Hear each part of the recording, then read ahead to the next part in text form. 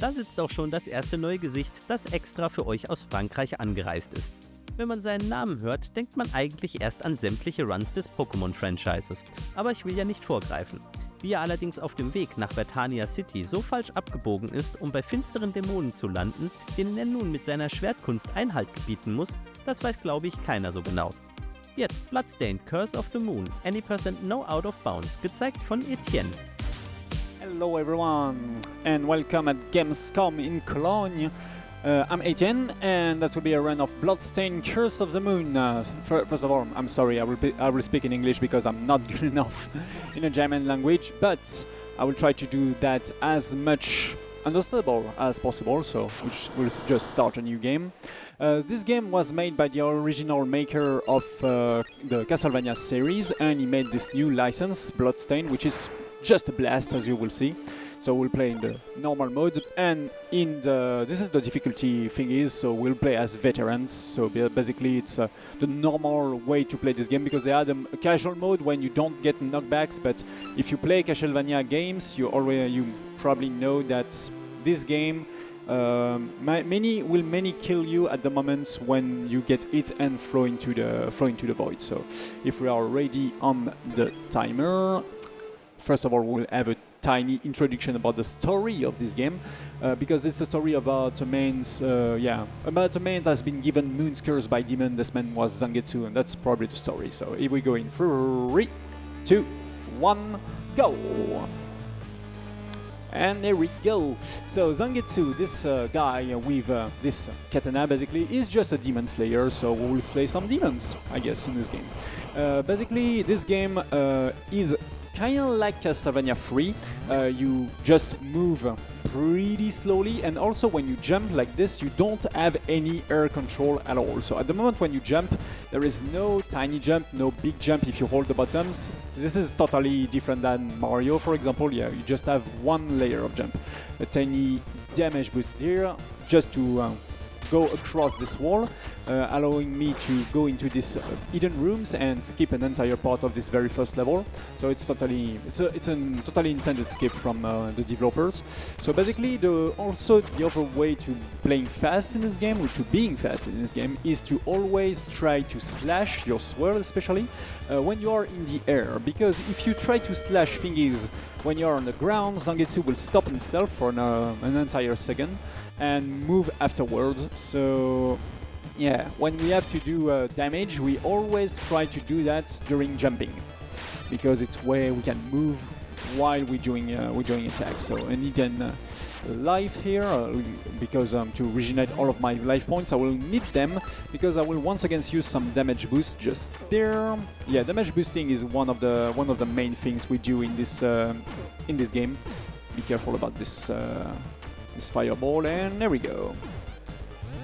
And this last one, so I will use my other weapons that I take into the purple lantern. You just see it's like the holy water in Castlevania, is just seal, and I will get some extra weapon points here. You see on the top right that I have 18 weapon points.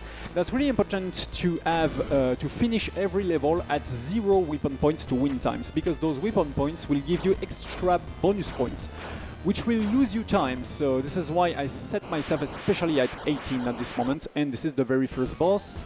So I will try to do a quick kill. 1, 2, 3, 4, 5. 1, 2, 3, 4. Oh shit. Too bad. I jump a little bit too far to the back here. That's fine. We'll just do it. A tiny double cycle. Yeah. Be careful about this fireball. There we go. And there we go for another cycle. Normally the boss, if the quick kill has been done correctly here, but I just fall, unfortunately. He should have been dead at this moment. I will just jump. There we go. Perfect. And every final boss have a final attack like this one, and this one is the almighty Kamehameha, like this. But the problem is, the boss every time will do exactly the same death rattle. So if you know it already, like every speedrunner already know this specific pattern, you will never get it. And the rewarding to didn't get it by this final attack is always to have an extra life. of course that will be absolutely useless in a speedrun. And we unlock a new character, Miriam, who will be our second partner here. As you can see, Miriam have a little bit less HP than Zangetsu, but she has advantage instead of the life.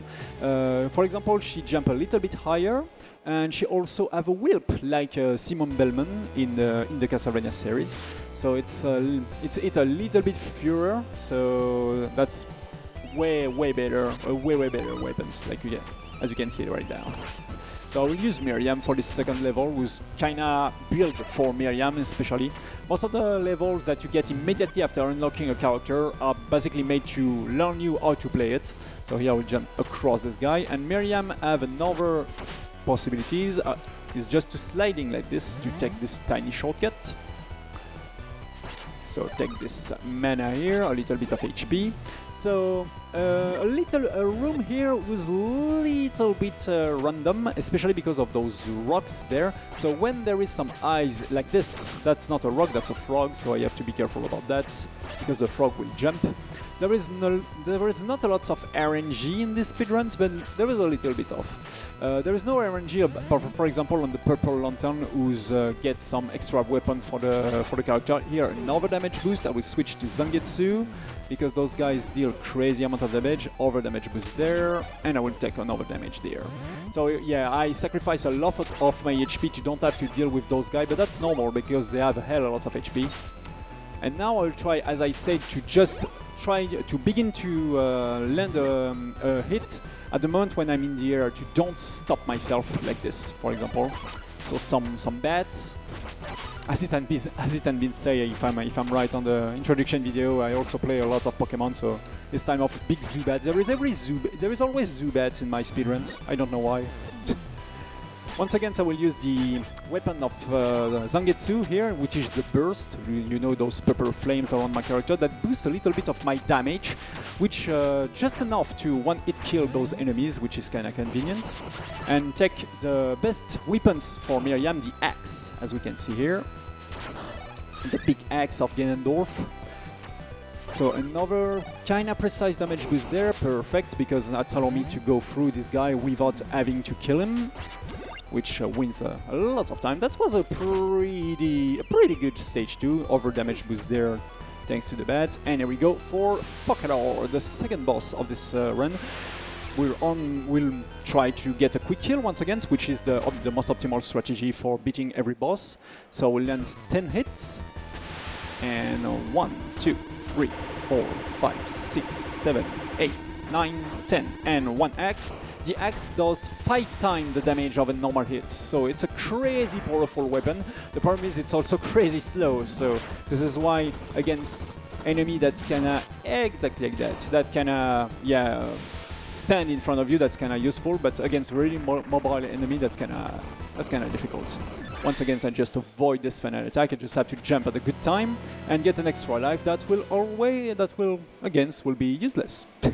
I have, once again, as you can see, 0 weapon points, so I don't get extra points at the end of this level, which allow me to finish it a little bit faster, and we get our next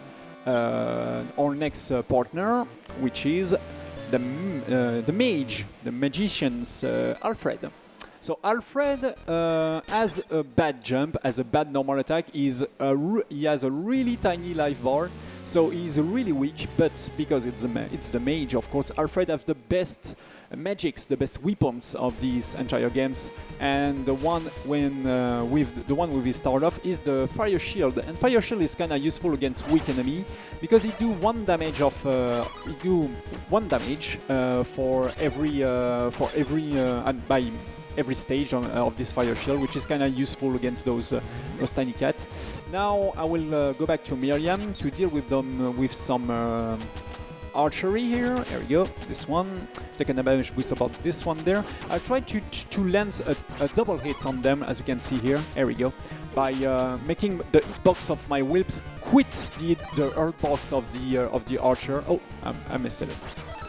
A little bit of time lost. Anyways, by making the hitbox of the whips quit the opponent's at the moment when I land it and re-enter it, that I landed 2 hits on those archer. It is kind of precise, but by jumping and landing the whip at a good timing, that's kind of consistent. I will try to redo it here. There we go.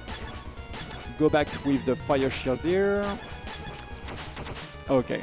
I just switched to character to freeze the time a little bit to adjust myself.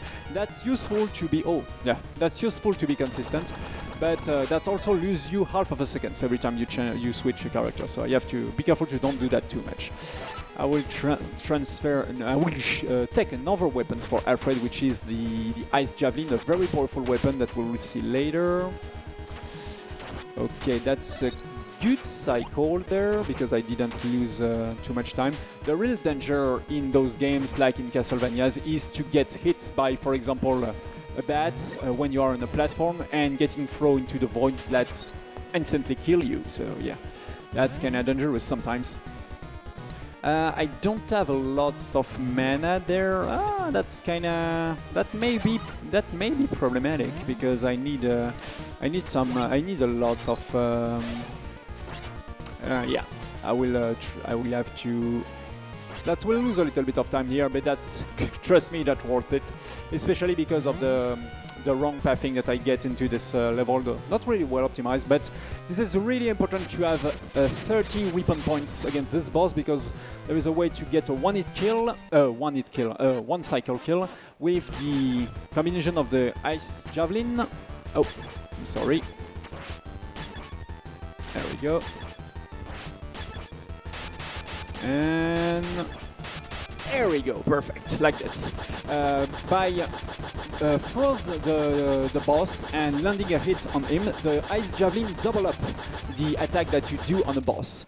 And as I said, the axe already does 5 times the damage of a normal attack, and it gets double up because I hit the boss at the moment when he's freeze by the ice javelin. So that makes not 5 but 10 times the damage of a normal attack, and this boss get the double amount of the damage on the head. Now that makes 20 times the damage of a normal attack in the head at the moment when I land it, and because this boss have 60 points of damage, that allow us to get this one cycle kill, and I'm really happy to get that because yeah, that's save a lots of time to get the one cycle against this boss. And then we go for stage 4 because we unlock our last mate. It's Gibel. So Gibel is not Alucard, but it's kinda like Alucard in Castlevania series. He's a vampire, so he cannot have any weapon at all. He only can transform himself into a bat. That's use a hell lots of magic also. I will take intentionally this hit because there is no way that I deal with it correctly. A tiny trick here, a tiny glitch by jumping through this ground and transform myself into a bat. There we go. I can go through it. Also, like in Castlevania, you cannot take knockbacks into the stairs, on the stairs, which is really useful if you want to take an intentional damage and make yourself in high frames. For invulnerability frames. I'm sorry, I'm pretty bad at spelling it. Once again, so I will slide with Miriam there. Oh, there we go. I need to kill this dog before it is making me troubles. Going back to Gibel. I have to recover lots of weapon points there.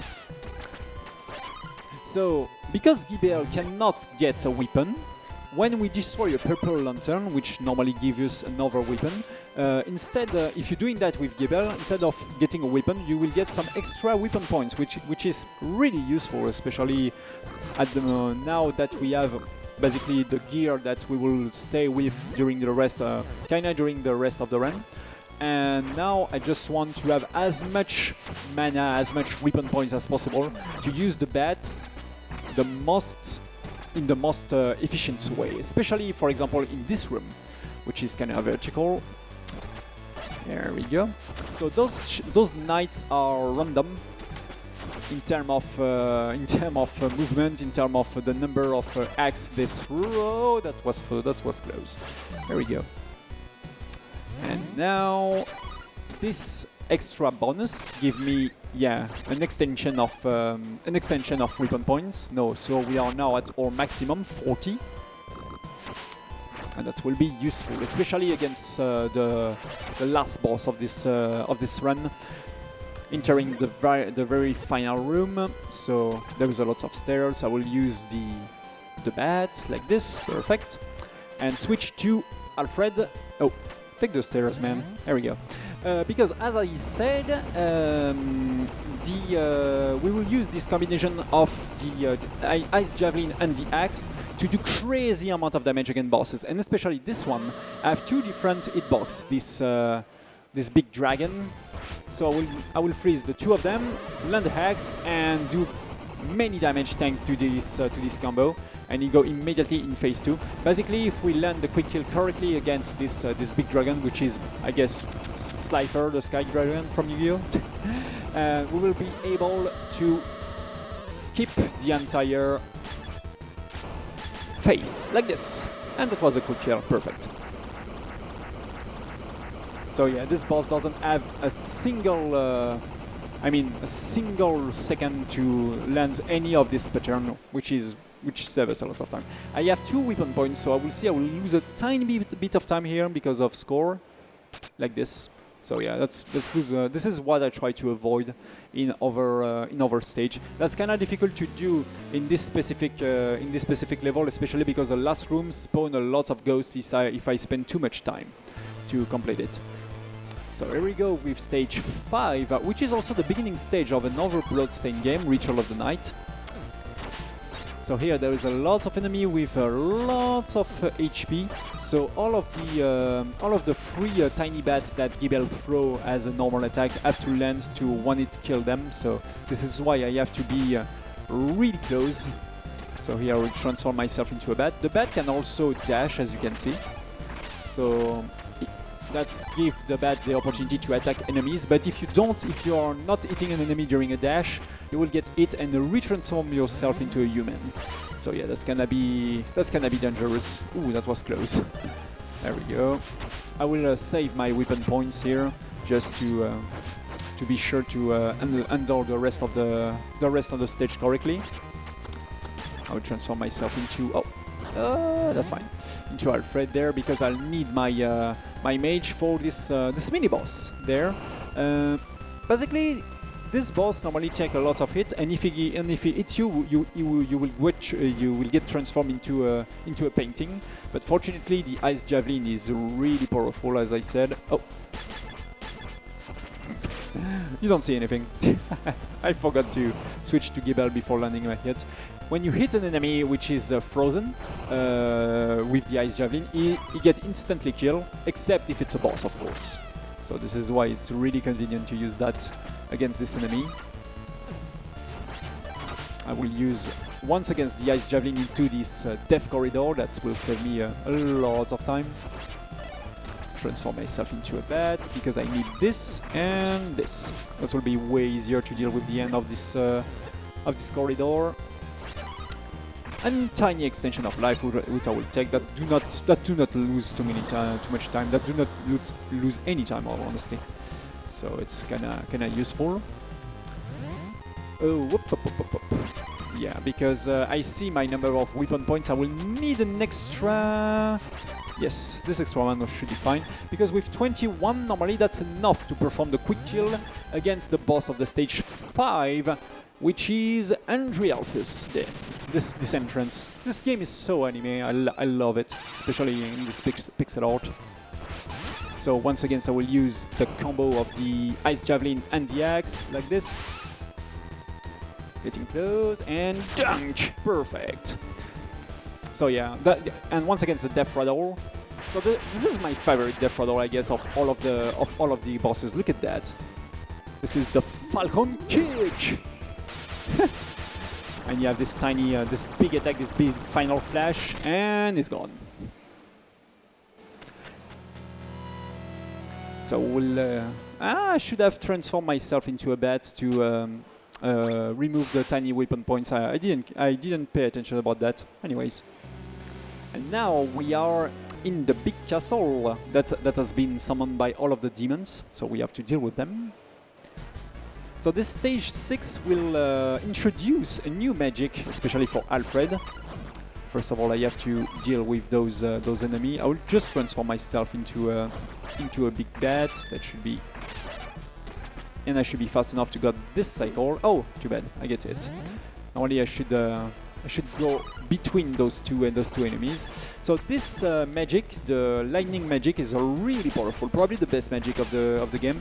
But I will store it. I mean, for the boss of this stage especially.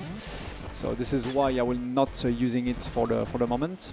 Oh, perfect! Very good pattern from the knight there. They didn't. Oh, come there.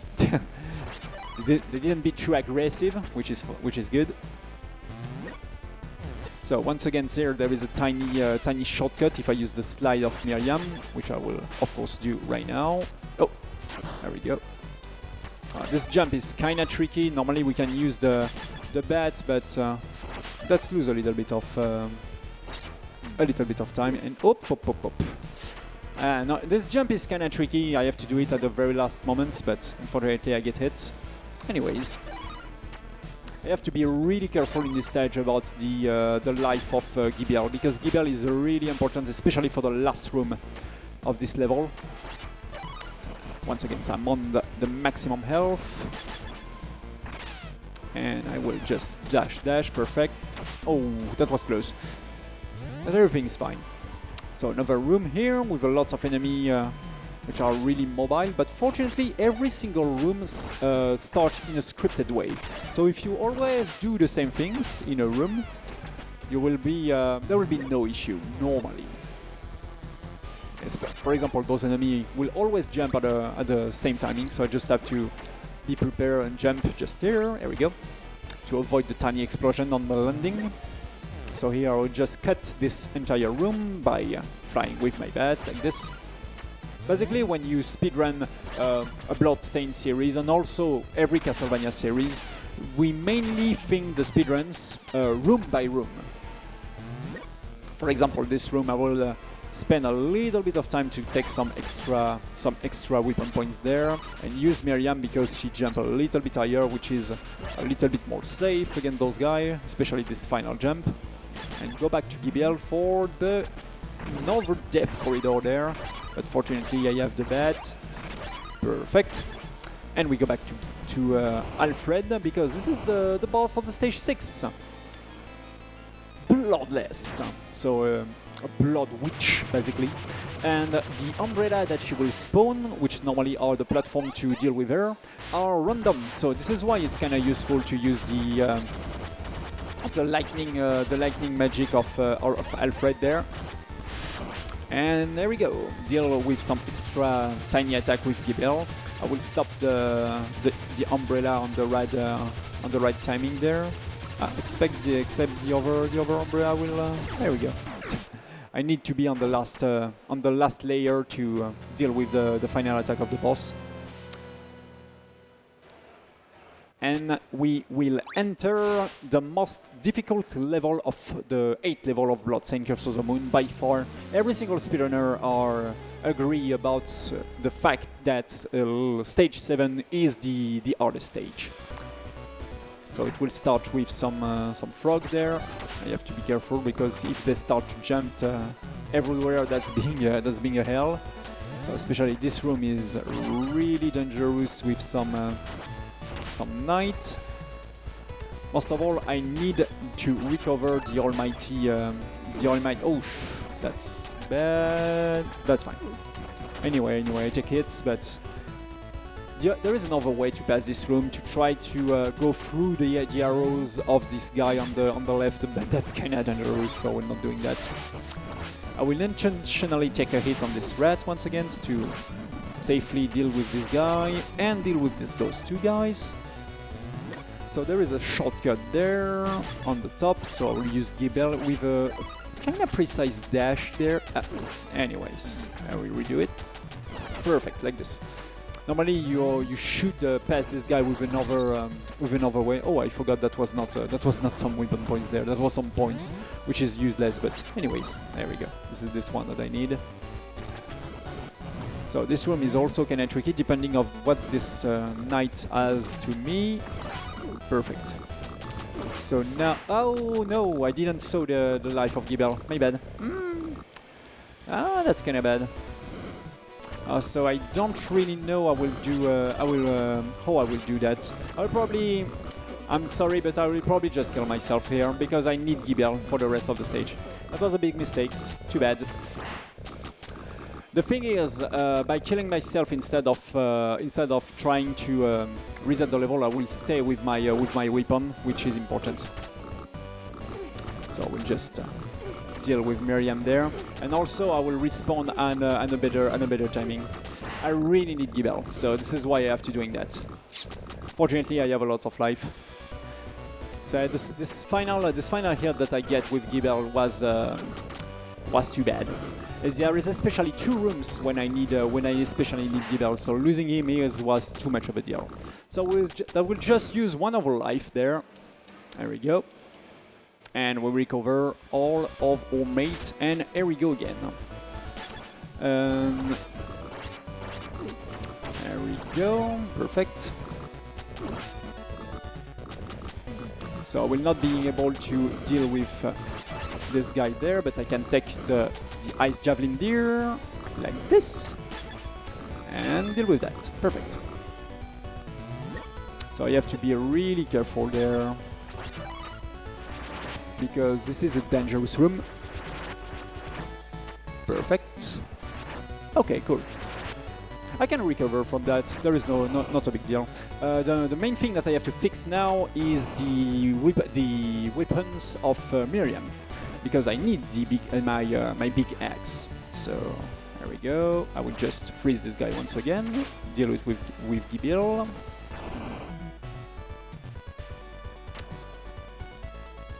If I'm right, yeah, this one is yes, is the axe. So now I back up everything. Everything is good. I will take some extra points. Jump there. Perfect. Normally I can go through this entire section by flying with Gibel, but here I need to save a little bit of my weapon points because I'm not in the best situation after the death that I had to deal with. As I said, stage 7 is by far the hardest stage of this run. Let's take some extra weapons points just to be safe. And this was especially this room, because this room is really long and also really dangerous if we don't doing it with Gibel, but there we just have to do it like that. So I just slide a little bit here with Miriam and jump immediately onto the stairs. I will slide through this axe, and another tiny damage boost there. So let's take some extra life with Gibel, and this is the final room. Oh, too bad. Anyways, perfect. So we'll take a little bit of HP here. That will be useless because now we have to face the boss of stage 7, Ætienne, who's unfortunately for him will start from the bottom of the stage, so it will be easy to use the big axe. Doria! And Doria! And Doria! Here we go. So as I said, the same combo once again is really easy to use against boss. And oh, the final attack of this one is also such a blast, but kind of easy to handle. And we are ready for the very last stage of Bloodstained Curse of the Moon, which is Curse of the Moon. This is the name of the stage. And a really easier one than the stage 7, as I said, especially because we just have, this stage is around the gimmick about going fast, because we will be chased by those bugs here, which is basically the final attack of the final boss. But I am a speedrunner, so this will not be a problem. So here we will just throw ourselves into the void and just pressing up at the good timing. Here we go to take the stairs. just have to use the bats once again. You don't have to deal with those enemies. We have to really be careful about the weapon points in this section, especially because when we use the bats a lot, of course, that can be kind of dangerous in terms of resources. This is why I will take this also. The fire shield, I didn't explain that. The fire shield protects us against this attack. So that's kind of useful to take this tiny shortcut here once again. There is a lot of shortcuts in those different levels, which is kind of funny. You can do the level in many different ways. There is also a different ending in this game, especially if you don't save your mates at the end of each level, but instead of that, for example, ignore them or kill them, you can do the run entirely with... oh, I'm sorry, I have to go into a bat. You can finish the entire game, for example, with Zangetsu only, which is another category, and also another ending at the end of this game. So here, this section, I will use Miriam, who's jump a little bit higher, like this, and finish with the bat. And as you can see, yeah, I still have two extra weapon points. So yeah, resource management is basically the basics at the moment when you begin to route this speedruns or to try to getting fast into different level. Because yeah, the weapon points are not infinite. So here I will just use my fire shield just to deal easily with this room. And if anyone is probably know the Indiana Jones series, and my favorite movie is the third, because of this. This is basically, yeah, the bridge. There is a hole in this bridge, but this is a hidden. Oh, yeah, I need Alfred to take this magic. This is a hidden section that's allow you to get the almighty lightning magic of. Oh, too bad. I was a little bit too far, but that's fine. There is a lot of there is enough weapon points there, even an extra life, but we don't need that because this is the final boss of Bloodstained Curse of the Moon, Gremory. There is 2 phases, of course, against this boss, so the pattern is also random. Oh, this is a really good. This is the best pattern actually. The 2 green hands in the air, so basically I have a safe spot just there, thanks to this pattern. Really good RNG. So I try to jump at the same time that I hit, like this, to make all of my hits connect, and there we go, perfect. That was a really good phase 1. So I keep all of my weapon points, especially for the phase 2, because in phase 2 normally Gremory is you cannot hit air instead at the moment when they throw those big spear from each side of the screen. But thanks to the lightning magic, and if I keep all of my weapon points for this phase specifically, I can edit a little bit faster, especially if I got the good pattern, the yellow moons. So, if I got the yellow moon or the purple moon. That's the yellow moon. Once again, it's a really good pattern, the best pattern possible. So I just have to deal with those moons like this and hope getting pretty bad drops. But time. This is time, basically. And that was a good run, I guess, for 1 death. Unfortunately, that was not a deathless. So I had just enough weapon points just to finish Gremory with the magic. So yeah, I guess that was probably, I don't know what the time is. That was probably a 31, I guess.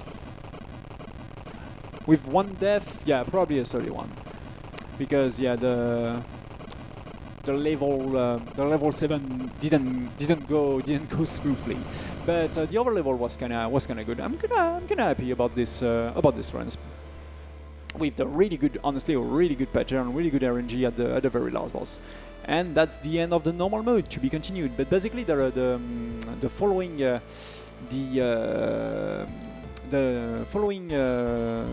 the story, the following part of the story is in the nightmare mode, also in this game, in Bloodstained, and you have to use your free mate instead of Zangetsu, who sacrificed himself to save the crew, and he's being basically kidnapped and captured by the dark magics, and we have to redo the entire game with a boss that has a little bit more HP and with different layer also in the level, to saves on it too, basically, but that will be on the nightmare mode, and it's also another category in the Bloodstained speedruns.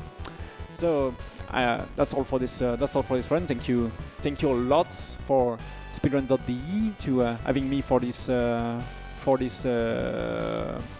showcase, basically, and also a little bit shout out to Nitro Speedrun, to Romstein and Ulvin also, who's doing actually the French version of that.